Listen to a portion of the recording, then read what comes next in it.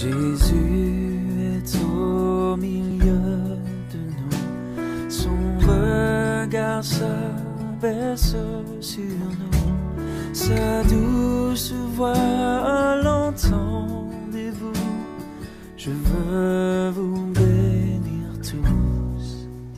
Dans votre livre « La sorcellerie existe », un sujet tabou en Occident, vous racontez ce témoignage à la page 116.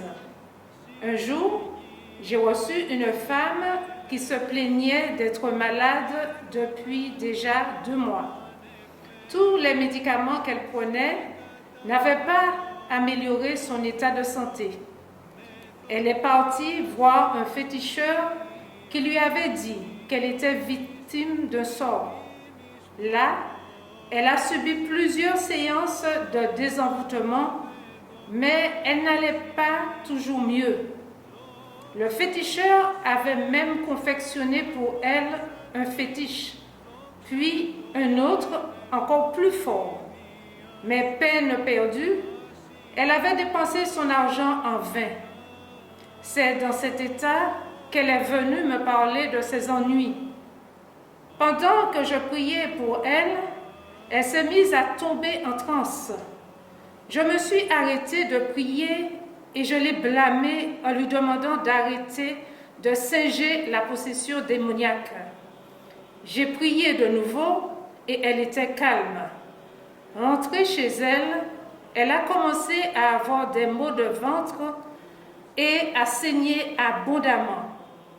Partie en hâte à l'hôpital, les médecins ont découvert qu'elle avait été enceinte. Mais il fallait qu'elle se fasse avorter parce que les médicaments qu'elle avait pris avaient provoqué la mort du fœtus. La pauvre dame s'est fait manipuler par un féticheur qui l'avait fait croire qu'elle était possédée et il y croyait tellement que face à moi, elle voulait singer la possession. J'ai donc su qu'elle n'était pas possédée au moyen du charisme du discernement des esprits. La question est donc, comment savoir que le démon est à l'œuvre dans une de ces manifestations? Il y a actuellement des abus spirituels observés dans nos églises. Il y a beaucoup d'abus spirituels. Entre autres, il y a cette addiction aux exorcismes. L'exorcisme est devenu une addiction pour beaucoup de personnes. Ils croient tellement au démon, ils voient tellement le démon partout, que l'exorcisme devient une addiction. Mais il y a aussi la pratique de l'exorcisme facile de la part du pasteur ou même du prêtre. Il peut avoir la pratique de l'exorcisme facile. La pratique de l'exorcisme, par exemple, sur des gens qui souffrent de maladies mentales. Dernièrement, je disais que les maladies mentales, si elles sont amplifiées par le démon ou si elles sont causées par le démon, ces maladies requièrent la pratique de l'exorcisme. Mais attention, si la maladie en elle-même n'est que mentale et qu'il n'y a pas de présence du démon, alors si vous faites l'exorcisme à des malades mentaux, cela peut aggraver leur cas et les enfermer dans leur état. Cela aggrave leur cas et les enferme dans leur état. C'est comme cette dame, le témoignage qui a été donné, je prie pour elle, elle croit tellement au démon qu'elle singe une possession, elle est hystérique. Et si vous n'avez pas le discernement, vous aurez dit, mais si elle a réagi pendant les prières, dernièrement on disait que pendant les prières, la personne doit réagir selon des signes. Attention, attention. Si la personne réagit, crie, ça ne veut pas toujours dire que c'est le démon. C'était simplement une hystérie.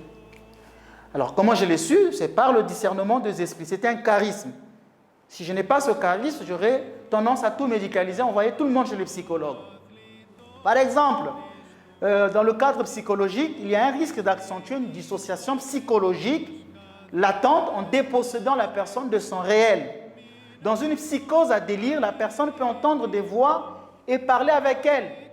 Ainsi, faire une prière d'exorcisme sur un malade qui souffre de psychose à délire, la prière peut provoquer une possession factice, une fausse possession. Le mieux donc, c'est de ne pas souvent se lancer dans les exorcismes faciles et surtout de ne pas dire des adjurations. Du genre, Satan sort, Satan sort, Satan sort. Par autosuggestion, la personne croit vraiment Satan et va s'écrouler, et va tomber, va crier. on va dire que c'était Satan. Non, il s'agit simplement d'une possession factice. Ainsi, dans certaines séances de délivrance, vous allez souvent voir ça dans les mouvements pentecôtistes, dans ces nouvelles églises, que je dirais dans ces nouvelles religiosités, qui ne sont pas des églises.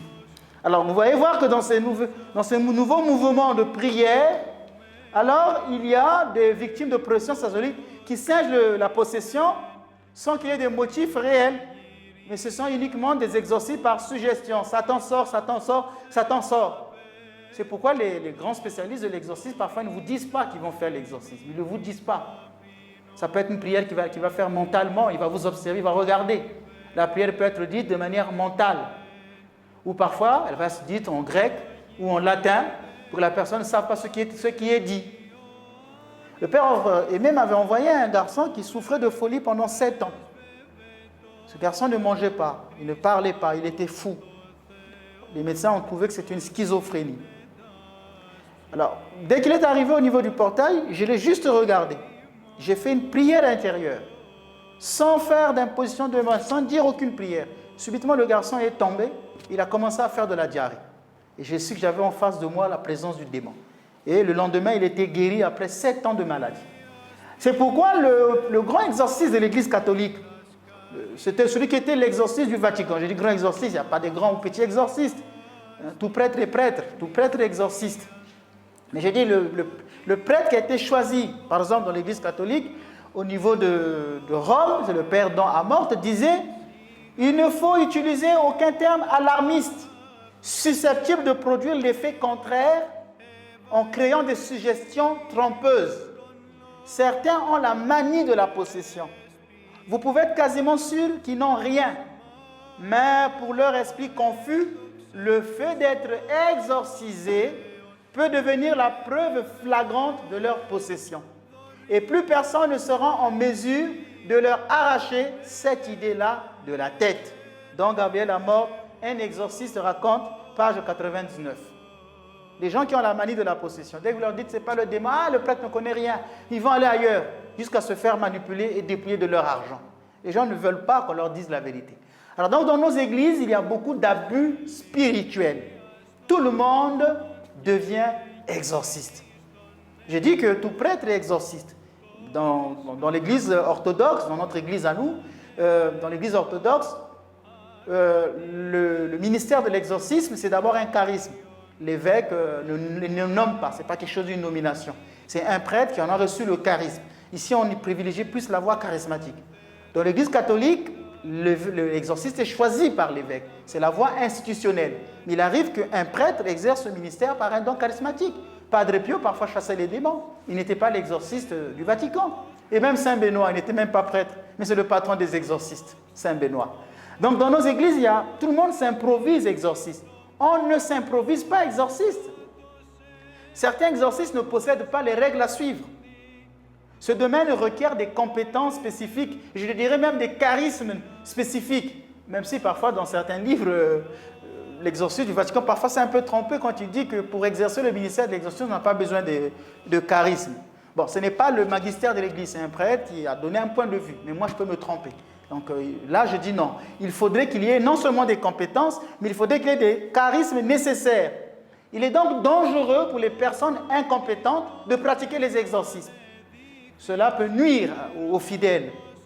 Les fidèles peuvent tomber dans des abus spirituels et ces gens-là peuvent faire beaucoup de mal aux fidèles. Donc quand on crie, toutes les séances d'aujourd'hui, il faut qu'il y ait de l'hystérie. Il n'y a plus de prières paisibles et calmes. Il n'y a plus dans nos églises des prières paisibles et calmes. Tout se résume à Satan. On ne parle que de Satan, du diable, Satan, le diable. Dernièrement, j'étais invité par un groupe catholique à Lourdes. Je suis allé avec eux et puis après, nous sommes allés dans un magasin. Et là, dans le groupe, il y avait une fille qui est allée dans le rayon des prières de libération. Elle a commencé à prendre les prières de libération. Tout ce qu'elle avait là de prières de délivrance, Satan, le diable, elle prenait tout. Et juste à côté, il y avait un rayon de prières d'adoration eucharistique. J'ai dit, mais tu préfères plus parler de Satan, le diable et le Christ présents dans l'Eucharistie. Tu n'as pas pris les prières d'adoration. Vous voyez donc, on est toujours en quête, il y a une manie du démon. Et même aujourd'hui, toutes les prières, quand les gens tombent, quand les gens crient, c'est que la prière elle est puissante, Dieu était là. On en parlera plus tard. l'exorciste ne doit pas toujours s'attendre à des manifestations du démon et s'appuyer dessus. La pire erreur, c'est toujours de commander coûte que coûte à l'esprit de se révéler par de nombreuses adjurations. C'est comme vouloir à tout prix provoquer la possession. L'exorciste doit garder à l'esprit que les personnes clés sont Jésus. Dans une prière de libération, les personnes clés sont Jésus et la personne pour laquelle on prie. C'est pourquoi dans notre assemblée, nous sommes plus tournés vers la croix de Jésus. Je me rappelle que j'étais invité dans une paroisse catholique par un prêtre chargé de l'œcuménisme en Afrique. Dans cette église où j'ai prêché, j'ai des vidéos, les prêtres sont encore vivants. Alors j'ai vu des gens qui commençaient à tomber lors de mes prières. Et j'ai demandé aux gens qui étaient là, nous sommes en train de nous concentrer sur la personne de Jésus. Je voudrais que toutes les personnes qui sont en train de tomber, que vous les soulevez, que vous les mettez dehors. On les a soulevés, on les a mis dehors. Quelques minutes après, ces gens-là sont revenus calmes. Alors, si jamais je n'avais pas fait ça, toute l'assemblée allait regarder ces gens qui tombent. Et comme le démon aime se faire remarquer, on allait être plus concentré sur ces cas de possession, on allait être moins concentré sur Jésus. Donc les personnes clés dans une prière de libération, ce n'est pas le diable, c'est Jésus et la personne pour qui on prie. C'est pourquoi si la personne commence à crier, on peut parfois lui dire, on l'appeler par son nom. Au lieu de dire « Satan sort », on peut dire bon, « Sœur Intel, ouvre les yeux et récite cette prière après moi pour demander à Jésus de prendre le contrôle de ton corps et de ton esprit. » Donc il faut parler à la personne que Jésus ouvre les yeux, calme-toi. Qu'est-ce que tu vois? Je sens, non, calme-toi, regarde la croix, parle à Jésus. Il faut parler à la personne et non au démon, ce qui est donc très utile. Les personnes clés dans une prière de libération, c'est Jésus et la personne pour qui l'on prie, pas le diable. L'exorcisme ne doit pas se réduire à attaquer le démon par de nombreuses adjurations. Satan sort, Satan sort, Satan sort. On ne chasse pas le démon en luttant contre lui par de nombreuses adjurations. Mais on chasse plutôt le démon en s'adressant à Dieu. Le Notre Père, mais délivre-nous du malin. On chasse le démon en implorant le Christ par des prières qui lui sont adressées. Il y aura plus de force. Je reviendrai dans les émissions suivantes. Je vais mieux expliquer ces choses-là, comment se déroule une prière, par exemple, de libération. Donc, c'est donc mieux que l'on fasse des prières de libération afin que la personne retrouve sa quiétude intérieure que de prononcer automatiquement l'exorcisme. Nous voulons pouvoir amener nos frères et nos sœurs qui ne te connaissent pas à te connaître et à croire en toi. Nous voulons leur parler de notre Seigneur Jésus, de ce qu'il a fait pour nous les hommes en mourant à la croix. Fais maintenant descendre la gloire de ton Esprit Saint dans nos cœurs, que ton Esprit Saint vienne en nous en des gémissements ineffrables. Cela te semble bien dur. Tu dois résister.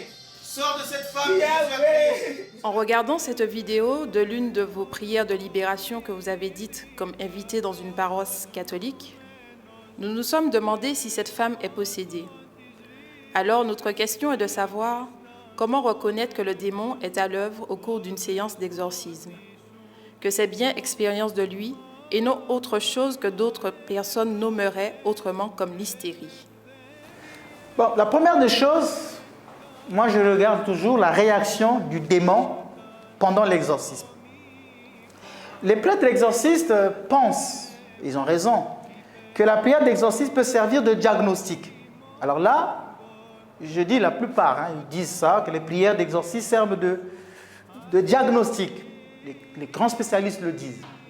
Moi, de mon côté, je dis oui, mais attention, il faut vraiment au préalable avoir fait le discernement. Il ne faut pas que la prière elle-même, parce qu'on peut créer une psychose, devant une psychose à délire, on peut provoquer une possession. Donc il faut vraiment avoir l'œil spirituel, l'œil clinique, qui est le discernement. Mais sinon, oui, le prêtre regardera donc s'il y a eu des signes pendant cette séance. Il saura qu'il en est en présence du démon. Nous l'avons dit dans les émissions passées. Pour qu'un mal soit reconnu, un mal de nature diabolique, il faut qu'il y ait des signes de possession ou de vexation. Par exemple, dès que le démon commence à parler d'autres langues, à une force intérieure supérieure, commence à révéler des choses, à dire des trucs, je dis, alors là, c'est donc la réaction du démon. C'est à ce moment-là que je sais qu'on n'est pas en face d'une hystérie, je ne suis pas en face d'un schizophrène. Un schizophrène ne va pas me dire des choses secrètes, à moins que vraiment on lui ait dit. Il n'aura pas cette force de me parler en grec, en hébreu, en latin, ou avoir d'autres signes. Donc, c'est pourquoi les exorcistes disent que l'exorcisme est le seul critère déterminant de l'action caractérisée du malin, puisque c'est pendant l'exorcisme que le malin va se dévoiler, va se révéler. Si le prêtre exorcisme veut avoir une certitude absolue qu'il s'agit d'un démon, donc il va donc pratiquer l'exorcisme. Pendant que le prêtre prononce l'exorcisme, le démon va se mettre à vociférer, à prononcer un flot de paroles terriblement violentes, et même des blasphèmes épouvantables. Ici, la défense de l'esprit mauvais consiste à faire du bruit, à inquiéter, à faire peur. Et le démon dira, tu ne me fais pas peur. Je ne sortirai pas de ce corps. Cette femme m'appartient. Tu es qui, toi? Ce sont là des phrases qu'on entend souvent. Ce sont des phrases que l'esprit du mal prononce, parfois pour discréditer l'exorcisme et introduire la peur dans l'assemblée en prière. Beaucoup de prêtres exorcistes ont été insultés par le démon. Mais il ne faut jamais se laisser impressionner par ce que dit le démon. Il ne faut jamais se laisser impressionner par ce que dit le démon. Il va vous dire, je suis Lucifer, je suis le diable. Il manifeste tout simplement sa colère d'être chassé. Et surtout sa peur de retourner en enfer. Puisque le démon, il est déjà en enfer. Hein. Il est déjà en enfer, le démon. Et donc, quand vous le chassez, il a peur. La prière d'exorcisme qu'utilisent les prêtres orthodoxes dans l'office du catéchuménat, le prêtre orthodoxe dit, retourne dans ton enfer jusqu'au grand jour préparé pour le jugement. C'est ça, le Dieu saint, redoutable, glorieux, qu'on ne peut saisir ni comprendre dans sa puissance. Celui qui a fixé pour toi Satan, le châtiment d'une peine éternelle, t'ordonne par nous, ses inutiles serviteurs, à toi et à toute puissance qui agit avec toi. Retourne dans ton enfer jusqu'au grand jour préparé. Donc c'est ça qui fait peur le démon. C'est pourquoi je vous dirai dans les émissions qui viendront, je vous dirai, attention, le démon, il n'agit pas dans la possession. Il agit plus dans la tentation. Parce que dans la possession, quand il possède, il va te rencontrer un exorciste qui va l'envoyer en enfer. Donc qu'est-ce qu'il fait? Il va plus tenter les gens qu'il de les posséder. Alors vous voyez, voilà, il manifeste donc cette peur d'être chassé, d'être renvoyé en enfer. Et parfois, le démon va faire la promesse en disant, je vais sortir de ce corps. Parfois, il fait une fausse promesse. Il y a même parfois des temps de pause. Et souvent, c'est là où parfois certains exorcistes amateurs, dont je l'ai parlé tout à l'heure quand je disais, tout le monde aujourd'hui se proclame exorciste. Le démon va faire des pauses, c'est-à-dire, il va dire, je vais sortir de ce corps. Où je sors, je suis sorti. La personne tombe, le calme revient, la personne ouvre les yeux. Et vous dites, le démon est parti. Parfois, non. Il fait une fausse promesse et il fait une fausse apparence qu'il est parti. Il y a des gens qui ont crié victoire. Victoire, tu régneras. Après, le démon se moque de vous en disant, oui, mais je n'étais pas parti, il va revenir. Alors, lors des exorcismes, souvent nous remarquons qu'il y a trois grandes choses. C'est que le démon fait des aveux, il dit des choses. Le premier aveu, le démon va vous dire qu'il est un esprit de mort. Le démon dit être un esprit de mort. Il arrive que pendant l'exorcisme, des esprits se fassent passer pour des défunts. Je suis ton grand-père, je suis ta mère qui était morte, je suis dans tel lieu, le plus souvent, donc des proches de la victime. Dans un cas comme celui-ci, il ne faut pas trop ajouter foi à ce qu'on appelle l'esprit de mort. Les défunts, quand on meurt, soit on est au paradis, soit on est en enfer. Alors, qui parle en ce moment-là? Les âmes des défunts qui parlent lors des exorcismes ne sont rien d'autre que des démons. Parfois, il va même utiliser la voix de votre papa. Ce ne sont rien d'autre que des démons. Rarement, ce sont des vrais défunts. Il peut arriver que vraiment un défunt vous parle. Mais je vous le dis, c'est encore là un phénomène rare qui ne peut être autorisé que par Dieu. Comme on dit dans la parabole du riche et de Lazare, il a été fait un grand abîme entre vous et nous. Donc là, vraiment, si un défunt venait à parler, c'est un phénomène rare qui ne peut être autorisé que par Dieu. J'ai vu un phénomène comme ça. C'était un garçon qui partait dans les cimetières et son papa l'avait initié à la magie. Et après la mort de ce papa, de son père, pendant la prière, c'est le père qui parlait dans le corps de son enfant. J'expliquerai ça plus tard. Tout à l'heure, je vais vous expliquer pourquoi. Et sinon, je vous disais que ce sont des défunts. Si pour qu'il y ait des vrais défunts, c'est une exception autorisée par Dieu seul et non à l'initiative des défunts eux-mêmes. Ce n'est pas les défunts eux-mêmes qui vont dire « je veux rentrer dans ce corps ». Ce n'est pas à leur initiative. C'est Dieu seul qui l'autorise et lui seul. Alors, pourquoi on a des défunts qui parlent lors des exorcismes? Eh bien, lorsqu'une personne invoque un mort, au moyen du spiritisme, de la nécromancie, au moyen du culte des morts, elle peut être tourmentée par l'esprit mauvais qui a commandité le sort, qui peut être tourmentée par l'esprit mauvais qui a lié autrefois le défunt. Si par exemple votre papa, lui, il était possédé d'un démon, il avait fait un pacte, il avait le diable. À sa mort, c'est l'esprit qui commandait votre papa qui viendra en vous. Ce n'est pas votre papa. C'est pourquoi je disais que ce garçon, son père l'avait initié à la magie. Quand il est mort, le papa parlait en lui. Ce n'était pas le papa, c'est le défunt, l'esprit qui habitait le père, qui est transféré dans l'enfant. Surtout lorsqu'on a vendu son âme au diable. Comme on dit, hein, j'ai vendu mon âme au diable. Eh bien, après votre mort, on va voir une telle personne avait vendu son âme au diable, qui commence à parler dans le corps des gens. Ce n'est pas lui, c'est l'esprit qui est mauvais avec qui il avait fait le pacte. Cet esprit cherche à transférer son pouvoir. C'est pourquoi les défunts, les démons plutôt, peuvent prendre la voix de ce défunt.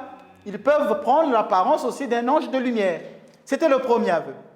Le deuxième aveu. Le démon dit être une personne vivante.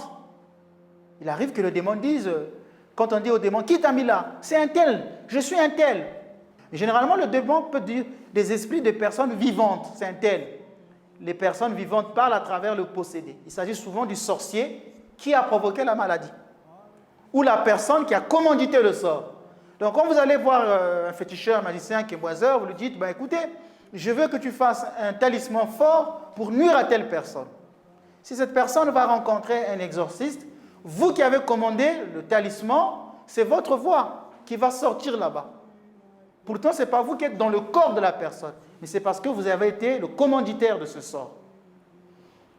Donc il y a l'esprit mauvais maintient entre la victime et la personne une sorte de lien. Il y a comme une sorte de lien. C'est donc une couverture sous laquelle se cache le démon. Mais attention, quand le démon vous dit que c'est un tel qui m'a envoyé, c'est un tel qui m'a fait ceci, faites attention.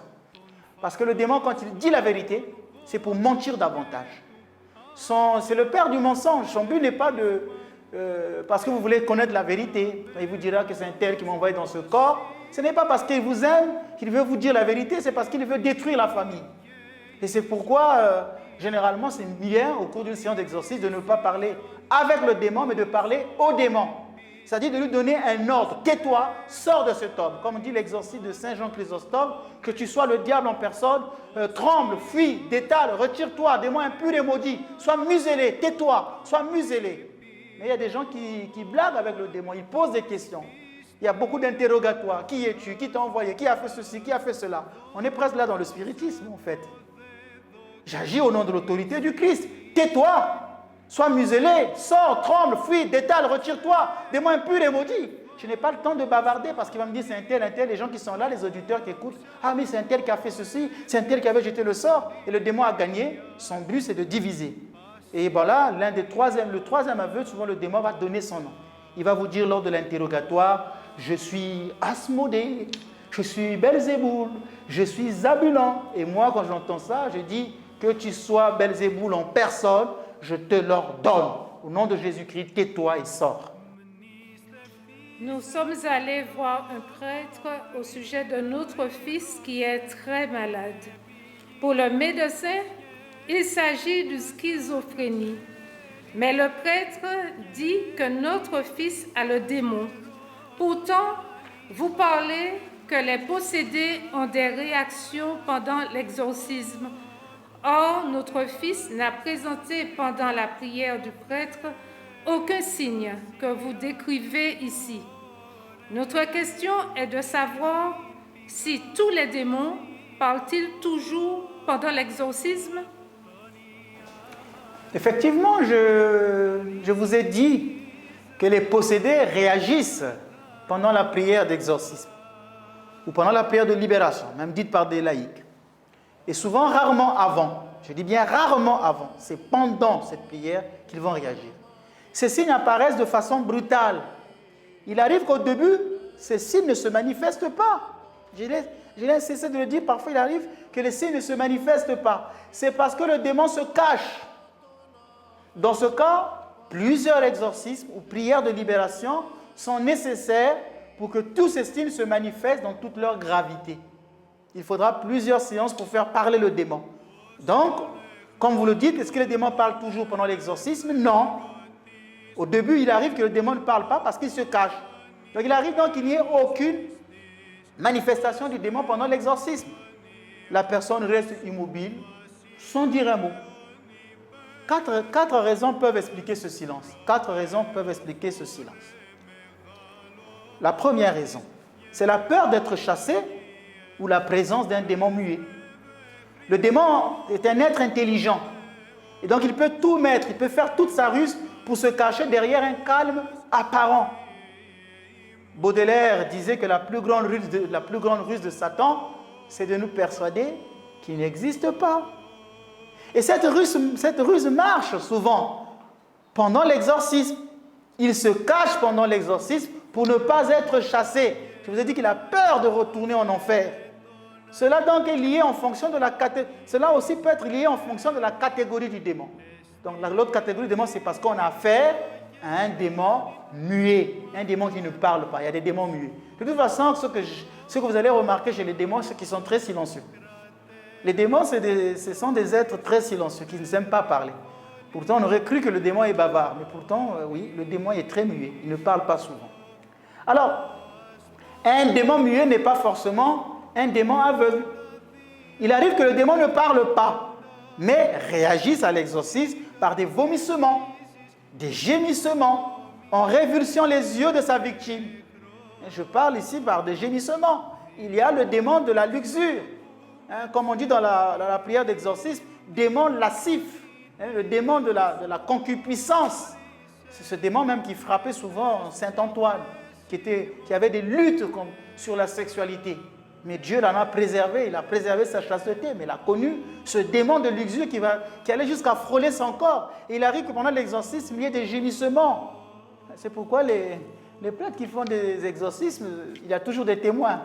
Il n'y a jamais ils sont deux avec la victime, il y a toujours des témoins, parce qu'après on peut vous accuser de beaucoup de choses, il y a toujours des témoins. Donc pas d'exorcisme seul à seul, non, toujours des témoins. Dans ce cas, c'est l'exorcisme pressant qui est en face d'un démon résistant. Un démon qui ne veut pas parler, il devra le contourner, c'est-à-dire le contraindre à révéler son nom. Qui es-tu?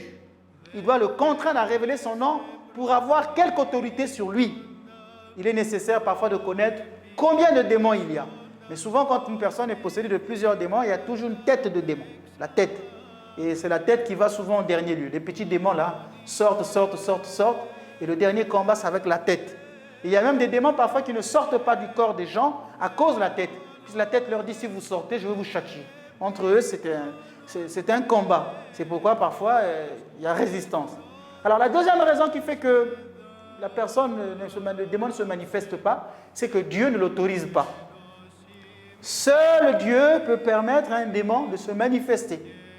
C'est que parfois le Seigneur, dans sa science, dans sa providence, ne veut pas que cet esprit se manifeste. Il va se taire. C'est pourquoi, je disais, ça ne sert à rien d'insister sur l'exorcisme. Il faut insister sur les prières d'adoration et de louange. Il faut invoquer la Vierge Marie, la bienheureuse Mère de Dieu, cette créature qui est terrible à Satan. Satan craint la Vierge Marie. Je me rappelle, ici en Martinique, j'ai rencontré un cas comme ça, une personne qui disait « je ne sors pas, je ne sors pas, je ne sors pas ». Et je l'ai ramenée devant l'icône de la Vierge, elle est tombée. Et à la fin, je lui ai dit « mais qu'est-ce qui s'est passé ?» Il m'a dit que c'était pour moi, je ne sais pas si c'est une possession, puisqu'elle était consciente, je peux dire une vexation, mais vraiment c'était le démon qui parlait en elle, dans une forme de vexation. Elle m'a dit, arrivé à l'icône, j'ai entendu une voix dire, alors tu arrêtes. La Vierge Marie fait peur au démon.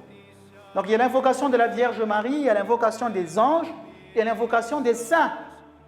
Donc il faut être dans un cadre de la prière, d'adoration, de louange, d'invocation des anges, des saints, de la Vierge Marie. Et après, vers la fin, si vous prononcez l'adjuration, là, cela peut le contraindre à se révéler. La troisième raison, c'est le manque du charisme du pouvoir de celui qui prie. Le charisme du pouvoir. Effectivement, il y a un charisme du pouvoir sur le démon. C'est pourquoi je disais que pour pratiquer l'exorcisme, il faut des compétences, mais il faut des charismes aussi. Il y a des compétences, mais il faut des charismes. Parce qu'il y a des personnes, effectivement, qui n'ont pas de pouvoir sur le démon. Ils vont faire toutes les prières, ça ne va pas marcher. Donc ces gens-là peuvent faire des prières de libération ou peuvent exorciser, mais ne devraient pas. Ils peuvent, mais ils ne doivent pas le faire. Parce que là, c'est un manque du charisme du pouvoir. J'ai rencontré aussi un cas comme ça, mais j'essaie d'être beaucoup plus subtil, de ne pas tout dévoiler comme ça sur la place publique. Loin de moi l'idée de me croire spécialiste de ces choses-là, loin de moi l'idée. Je fais que donner des témoignages de ce que j'ai vécu. Et comme disait Victor Hugo, quand je parle de moi, je parle de vous. Ça peut vous aider. J'ai connu un cas comme ça d'un homme d'église qui faisait des exorcismes sur une personne pendant plusieurs mois. Et la personne ne réagissait pas. Et il m'a dit, mais voilà, il n'y a pas le démon, puisqu'il ne réagit pas pendant 2-3 mois. Et je lui ai dit, ah bon, ben, on va essayer de faire la prière avec moi. Et quand je suis arrivé, subitement, le démon, là, il a commencé à réagir. Pourtant, il y a eu plusieurs exorcismes. Donc, il y a des personnes qui ont un charisme du pouvoir sur le démon. Il arrive donc que lors des exorcismes, il n'y a aucune manifestation du démon par défaut du charisme du pouvoir de celui qui prie. Donc, l'exorcisme ne se réduit pas à une formule. Le prêtre ritualiste, le prêtre ritualiste qui est attaché à son livre, il y a même des gens qui disaient, depuis qu'on a changé le rituel de l'exorcisme, ce n'est pas le bon, moi je voudrais repartir à l'ancien rituel, mais ce n'est pas le livre qui chasse le démon, ce n'est pas le rituel. Donc le prêtre ritualiste croit plus au pouvoir de son livre, de son rituel, de son eau bénite, de son encens. Il pense que sans une croix à la main, sans eau bénite, sans huile, il ne peut pas exorciser. On est dans le ritualisme. Donc le prêtre ritualiste croit plus à ça. Alors que s'il a le pouvoir sur le démon, même s'il est en short, même s'il est à la mer, il se baigne, quelqu'un est possédé, il va simplement dire « Tais-toi, sors de cet homme ». Par un simple signe de la croix, le démon part. Un simple signe de la croix, le démon part. J'étais dans une paroisse, et là, il y avait une grande prière de libération. Il y a une dame qui a commencé à s'agiter, à crier. Les gens n'arrivaient pas. Elle a bondi devant moi. Alors moi, je suis tellement chétif, je ne suis même pas gros, je ne suis pas fort physiquement, je n'ai pas de force physique. J'ai dit, mais elle va m'écraser, elle va me briser. Alors là, je me suis rappelé le signe de la croix. Alors j'ai fait juste un signe de la croix, elle est tombée, elle s'est arrêtée. Alors pendant que les autres étaient en train de la tenir. La croix, voilà. Donc il ne faut pas croire à un rituel. L'exorcisme, ce n'est pas du rituel. C'est pas je vais prendre l'eau bénite, je vais prendre de l'encens, je vais prendre de l'huile. Tout le monde court derrière ça. Ce n'est pas ça qui chasse le démon. C'est avoir le charisme. Plus grand est ce charisme, plus vite le démon va se manifester, obéir. Plus grand est ce charisme, plus vite le démon va se manifester, obéir. Alors comment on obtient ce pouvoir sur le démon? Eh bien, le pouvoir sur le démon est obtenu au prix de l'ascèse et d'une vie de sainteté. C'est au prix de l'ascèse. Je remarque, comme je disais dans cette émission, je ne sais pas si c'est dans celle-ci, je disais que tout le monde s'improvise exorciste. Je remarque partout. Je ne sais pas si c'est la part du gain, je ne sais pas s'il y a de l'argent qu'on gagne dedans. Pourtant, c'est un service gratuit. J'ai dit que c'est un service gratuit. Mais ce n'est pas pourquoi tout le monde devient exorciste. Dès que quelqu'un devient pasteur, c'est le démon. Dès que quelqu'un a reçu l'effusion de l'Esprit Saint, c'est le démon. Et même parfois, après une ordination, on devient exorciste. Partout, on commence à chasser le démon. Mais il faut d'abord commencer par pratiquer l'ascèse. Il faut commencer par pratiquer une vie de sanctification, une vie de sainteté. Commence à chasser tes propres démons avant de chasser les démons des autres. Tes démons de passion de la colère, passion de la jalousie. Surtout la jalousie, ça nous tue. La jalousie tue beaucoup de gens dans les églises, dans nos sociétés. Tout, c'est la jalousie. La jalousie, c'est un venin mortel. Commence par chasser ce démon-là en toi, avant d'aller chasser le démon chez les autres. C'est pourquoi celui qui pratique l'exorcisme ou la prière de libération doit être un homme de prière, un homme humble, détaché de tout profit, pécunier. C'est saint Antoine qui disait que c'est après avoir pratiqué l'ascèse que le démon craint les personnes qui pratiquent l'ascèse. Le démon craint les hommes spirituels, les fait souffrir et les pousse à fuir loin d'eux. Donc le démon n'aime pas les personnes spirituelles. C'est pourquoi aussi, qu'est-ce que le démon fait? Eh bien, il va il va parler, il va faire de la diffamation, il va parler. Un tel, c'est pas bien, cet homme-là n'est pas bon, cet homme-là n'est pas bon, tout le monde va le diffamer parce qu'en fait, derrière ça se cache le démon. Il le fait tellement peur, il va dire du mensonge. Les plus grands saints ont connu des calomnies. Regardez la vie de Padre Pio, par exemple. C'est un homme qu'on a beaucoup calomnié, mais c'est le fait du démon, tout simplement. La quatrième raison, parce que la personne n'est pas possédée, mais elle peut être sous une influence maléfique. Elle est sous une influence maléfique, mais ça ne veut pas toujours dire qu'elle a le démon en elle. Elle n'est pas possédée. Elle peut être infestée, elle peut avoir une vexation. Donc il arrivera que le démon ne se manifeste pas parce qu'il n'y est pas. La personne peut être sous son emprise, mais ne souffre pas de possession. Elle peut avoir une autre influence maléfique qui sont la vexation ou l'infestation.